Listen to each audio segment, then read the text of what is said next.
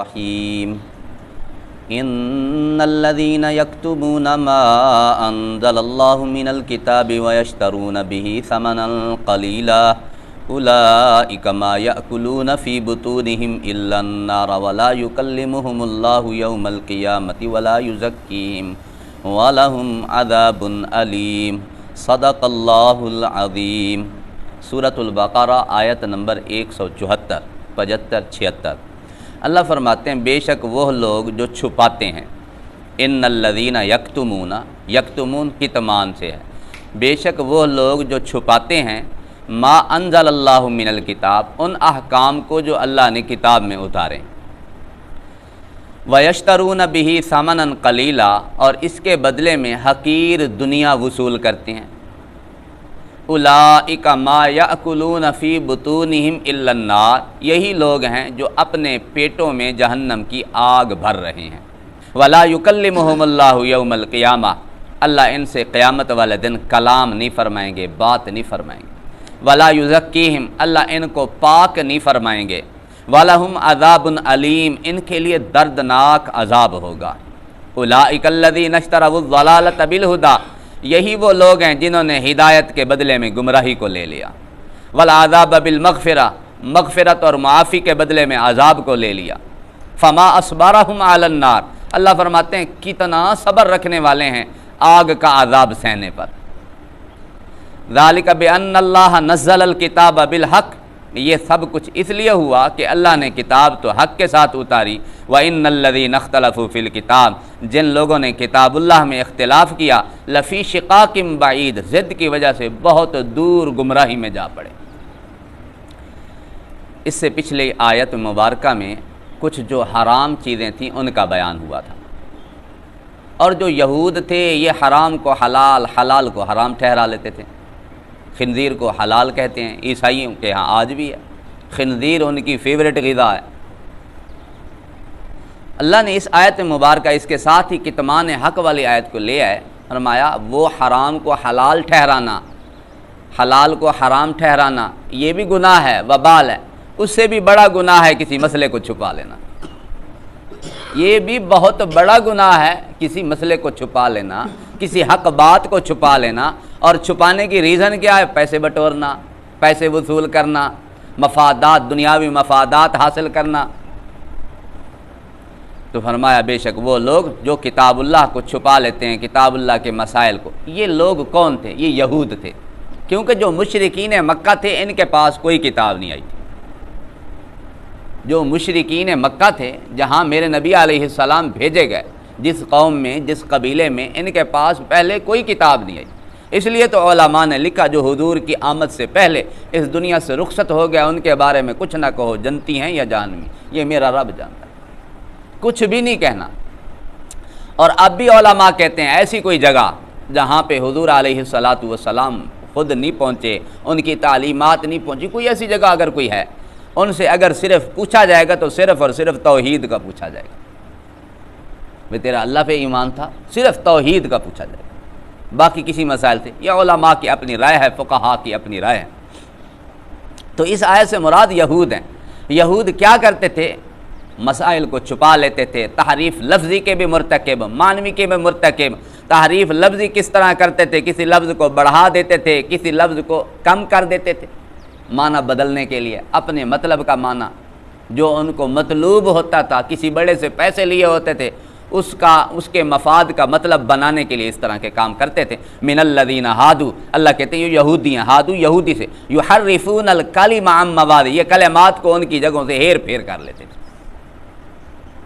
اور جگہ پہلے پارے میں بھی آیا نا، فویل للذین یکتبون الکتاب بایدیہم، اللہ کہتے ہیں ہلاکت ہے ان یہود کے لیے، ان اہل کتاب کے لیے جو کتاب اللہ کو اپنے ہاتھوں سے لکھ کے کہتے ہیں ھذا من عند اللہ، یہ اللہ کی طرف سے لکھا ہوا اپنے ہاتھوں سے ہوتا ہے، مسئلہ اپنے ہاتھوں سے بناتے ہیں، پھر اللہ کی طرف منسوب کرتے ہیں یہ اللہ نے ایسا کیا۔ اور خاص کر میرے نبی علیہ السلام کی صفات کو، اوصاف کو جو کتاب اللہ میں موجود تھی چھپا لیتے تھے۔ ایسے مسائل جو ان کو قدرے سخت لگتے تھے، رجم والا مسئلہ چھپا لیا تھا۔ تو اس طرح کے کام، اور پھر یہ نہیں صرف یہود میں رہا، یہود سے ہوتا ہوتا ہوتا عبداللہ ابن سبا، حسن ابن سبا، یہ یہود کی پارٹی تھی، اصل میں یہود تھے، اور یہ مسلمانوں میں آ کر کسی طرح ایڈ ہو گئے۔ انہوں نے پھر کتاب اللہ کے ہمارے اس قرآن کے مسئلوں کو چھپانا، ان میں تحریف کرنا، معنی بدلنا، انہوں نے بھی کام شروع کر دیا۔ آج مسلمانوں کے کچھ گروہ یہ کام کر رہے ہیں، مسائل کو چھپا لینا، مسائل کو بدل لینا، تو یہ بہت بڑا وبال ہے، بہت بڑا وبال ہے۔ ایک روایت کا مفہوم ہے کہ قیامت والے دن ایسے علماؤں کے جو حقیر دنیا کی خاطر مسئلے بدل دیتے تھے، تبدیل کر، قیامت والے دن ان کے پیٹ بڑے بڑے دیگوں کی مانند ہوں گے، عذاب ہوگا ان کے لیے۔ اور جس بندے کے پاس، عالم کے پاس حق ہو، حق نہ بتائے، قیامت والے دن اس کو جہنم کی آگ کی لگام پہنائی جائے گی۔ کتنا سخت وبال ہے۔ تو اس سے بچنا ہے۔ جو مسئلہ حق ہو وہ حق انشاءاللہ ہمیں بتایا جائے گا، لیکن یہ بات یاد رکھیں، حق کڑوا ہوتا ہے، مرچیں لگتی ہیں۔ اگر مرچ لگے، حق کڑوا معلوم ہو، مائنڈ نہ کیجئے گا، سمجھ لینا حق ہے۔ میرے نبی علیہ السلام جب دنیا میں تشریف لائے، آپ کو بعثت ملی، اگر میرے نبی مشرکین مکہ کو صرف حضرت آدم کے فضائل سناتے رہتے، کبھی حضرت ادریس کی فضیلت، کبھی حضرت نوح کی فضیلت، کبھی حضرت موسیٰ کے فضائل، مشرکین مکہ کبھی بگڑتے؟ جب میرے نبی نے ان کو حق بتایا، توحید کی ضرب ان کو لگا کے دکھائی، بھئی یہ جو تم نے بت بنائے ہوئے ہیں ان سے کخ بھی نہیں ہوتا، تب وہ بگڑے۔ تو اس طرح علماء بھی اگر صرف فضائل ہی سناتے رہیں نا، پھر ہمیں کوئی فرق نہیں پڑے گا، ہم لوگ ماشاءاللہ ٹھیک رہیں گے، فٹ رہیں گے۔ جب کبھی کوئی مسئلے کی بات آئے گی تو ہو سکتا ہے جو ہمارے مزاج کے خلاف ہو، یہ نہیں جو ہمارے مزاج کے خلاف ہم نے کبھی سنا نہ ہوگا، دیکھا نہ ہوگا، شاید ہو سکتا ہے ہمیں کچھ کڑوا لگے۔ حق اور سچ میں کڑواہٹ تو ہے، لیکن فائدہ اسی میں ہے۔ تو اب اللہ فرما رہے ہیں بے شک وہ لوگ جو چھپا لیتے ہیں ان احکام کو جو اللہ نے کتاب اللہ میں اتارے، وَيَشْتَرُونَ بِهِ ثَمَنًا قَلِيلًا، ثمناً قلیل یعنی تھوڑے پیسے وصول کرتے ہیں۔ یہ مطلب نہیں کہ تھوڑے ہی لیتے تھے، اگر زیادہ لیں تو گنجائش ہے، مطلب یہ ہے کہ یہ دنیا جتنی مرضی سمیٹ لو، جتنی مرضی لے لو، اللہ کے اس کے مقابلے میں، نعمتوں کے مقابلے میں یہ ثمناً قلیل ہے، یہ حقیر ہے، یہ تھوڑی ہے، یہ کچھ بھی نہیں ہے۔ اگر ہم یہ کام نہ کریں اس کے بدلے میں جنت کی نعمتیں ملیں تو کیا ہی مزہ ہے۔ حدیث میں آتا نہیں ہے کہ اللہ کی نظر میں پوری کی پوری دنیا اللہ کے نزدیک ایک مچھر کے پر کی بھی وقت نہیں رکھتی۔ اگر اتنی وقت ہوتی اللہ کافروں کو ایک گھونٹ پانی کا نہ دیتا، اتنی بھی وقت ہوتی اللہ کافروں کو ایک گھونٹ پانی کا نصیب نہ کرتا۔ تو ان کو کتنے عذاب ملیں گے پھر؟ 3 عذاب۔ ایک تو یہ اپنے پیٹوں میں جہنم کی آگ بھر رہے ہیں، قیامت والے دن ان کے پیٹوں میں جہنم کی آگ بھری جائے گی۔ ایک اس جرم پہ آیا۔ ایک روایت میں آتا ہے جو بندہ سونے اور چاندی کے برتن میں کھاتا پیتا ہے، جو بندہ سونے اور چاندی کے برتن میں کھاتا پیتا ہے وہ بھی اپنے پیٹ میں جہنم کی آگ بھرتا ہے۔